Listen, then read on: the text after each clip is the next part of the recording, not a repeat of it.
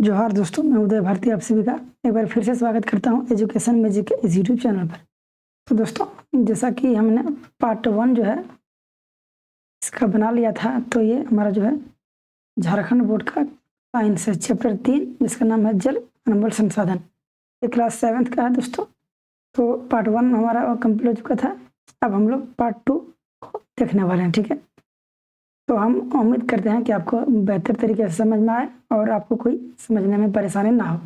तो चलिए वीडियो को बिना टाइम वेस्ट किए शुरू करते हैं।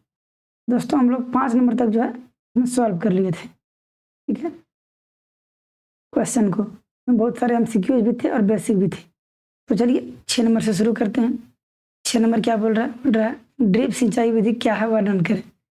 दोस्तों, इसका उत्तर देखिए। ड्रिप सिंचाई व्यवस्था कम व्यास के पाइपों द्वारा पौधों को पानी देने की तकनीक है जो सीधे उनकी जड़ों तक जल पहुंचाता है। जल की बर्बादी रोकने के लिए ड्रिप विधि से सिंचाई करनी चाहिए, ठीक है।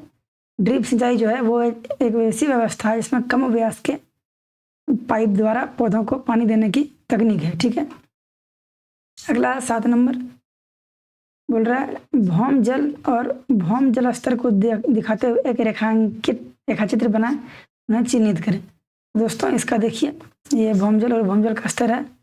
यहाँ बादल है दोस्तों, ये जो है नदी और झील से वाष्प जो है ऊपर जा रहा है, और यहाँ देखिए हैंडपंप से ये ऊपर दिख रहा है। तो ये हमारा भौम जल का जो है ये स्तर है और इससे जो है ऊपर हो रहा है, ठीक है। क्वेश्चन नंबर 8 बोल रहा है मान लें आपके क्षेत्र में काफ़ी वर्षा होती है किंतु गर्मी के दिनों में कुआं का पानी सूख जाता है, तो आप जल को बचाने के लिए क्या उपाय करेंगे, ठीक है। तो दोस्तों, इसका उत्तर है अपने क्षेत्र में जल बचाने के लिए हम निम्नलिखित उपयोग कर सकते हैं। वर्षा जल का संरक्षण करके, जल को छाजन करके और वर्षा के जल को भूमि के अंदर प्रवेश कराना। तो अधिक से अधिक मात्रा में अगर जैसे बारिश की जो वर्षा जो जल है उसको हम लोग भूमि के अंदर जो अगर समाहित करने का कोशिश करेंगे तो जल के बचाने के लिए हमें लाभ हो सकता है।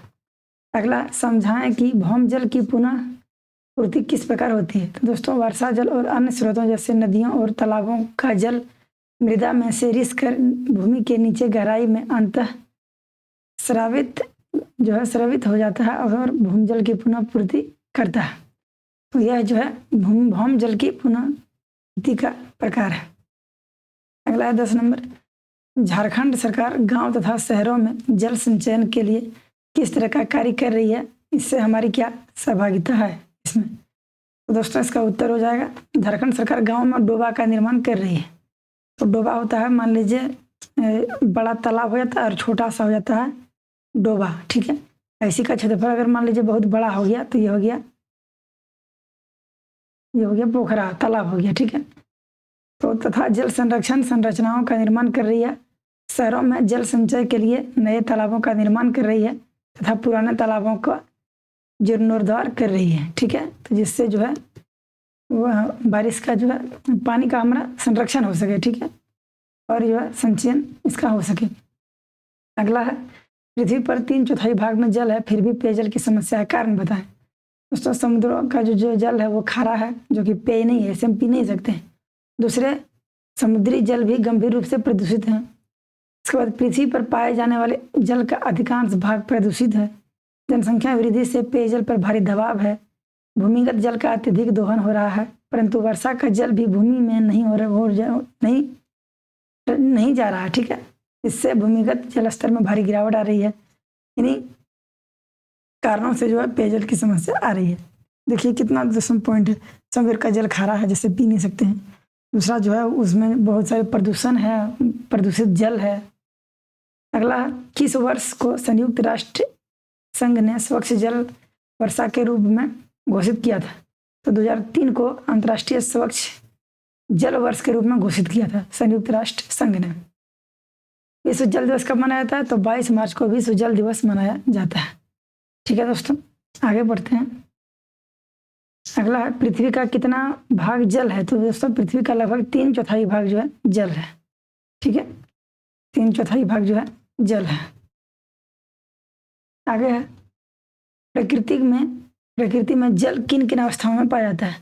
दोस्तों, प्रकृति में जो जल है ठोस, द्रव तथा गैस के रूप में पाया जाता है। जल ठोस के रूप में बर्फ तथा ओला के रूप में पाया जाता है, या द्रव के रूप में पृथ्वी पर समुद्र, झील, नदी, तालाबों इत्यादि में पाया जाता है, या जल की सामान्य अवस्था होती है। जल गैसीय अवस्था में भाप के रूप में पाया जाता है। तो ये दोस्तों जल की जो है प्रकृति का बारे में दर्शाया गया है। अगला है जल चक्र किसे कहते हैं? तो दोस्तों, पृथ्वी से वायुमंडल तथा वायुमंडल से पृथ्वी पर जल के आवागमन की क्रिया एक चक्रीय क्रम होती है। जल के इसी चक्रिय को जल चक्र कहते हैं। ठीक है, तो पृथ्वी से वायुमंडल तथा वायुमंडल से पृथ्वी पर जल के आवागमन की क्रिया को हम जल चक्र कहते हैं। अगला है प्रकृति में जल कौन कौन से स्रोत हैं? जल के स्रोत दोस्तों, प्रकृति में जल के मुख्य स्रोत सागर, नदी, झील, तालाब इत्यादि हैं। ठीक है, भूमि जल स्तर किसे कहते हैं? तो भूमि के नीचे वाले सतह जल को भूमिगत जल कहा जाता है।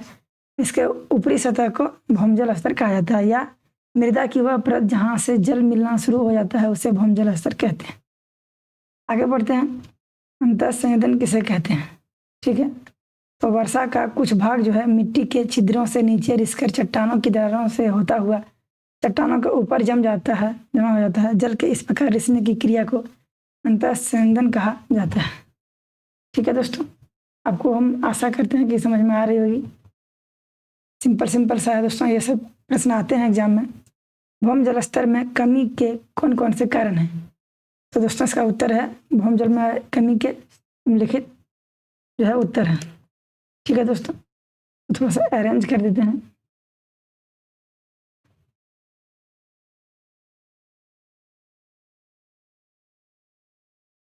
ठीक है, हो गया।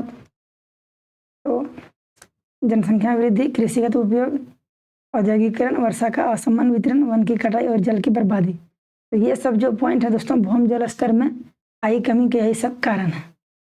अगला है झारखंड में वार्षिक वर्षा कितनी होती है? तो झारखंड में वार्षिक वर्षा दोस्तों लगभग जो है 140 सेंटीमीटर होती है। ठीक है, ये भी एक हमारा VVI जो है प्रश्न है। इस तरह के सवाल आते हैं ऑब्जेक्टिव रूप में।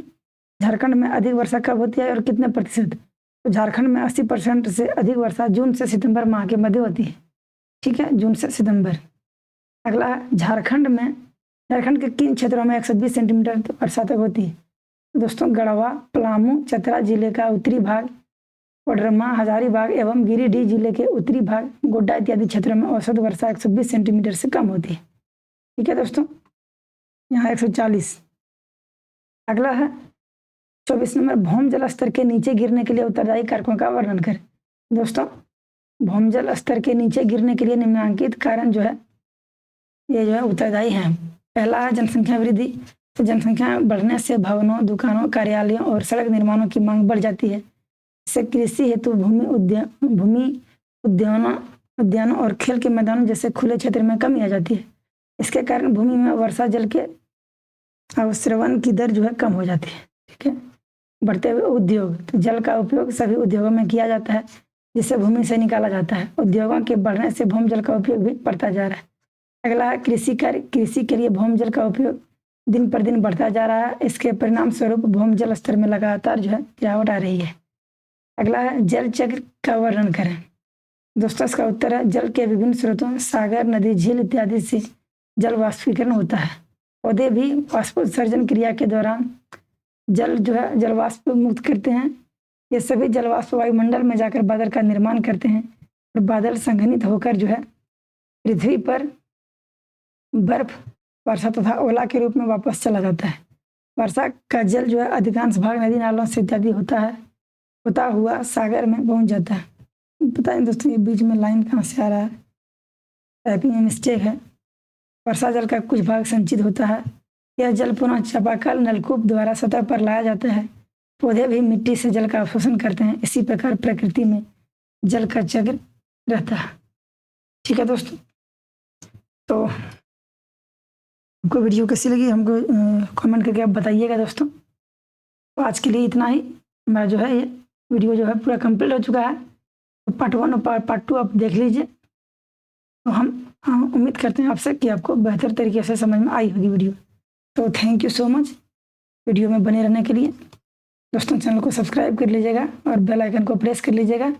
इस चैनल पर आपको इस तरह के जो है वीडियो मिलते रहेंगे। तो आपको वीडियो कैसी लगी दोस्तों लाइक कीजिएगा और चैनल को सब्सक्राइब कर लीजिएगा। आप हमको कमेंट करके बताइएगा वीडियो आपको कैसी लगी। ठीक है दोस्तों, आज के लिए इतना ही। थैंक यू सो मच, मिलते हैं अगले वीडियो में, तब तक के लिए धन्यवाद। Thank you so much.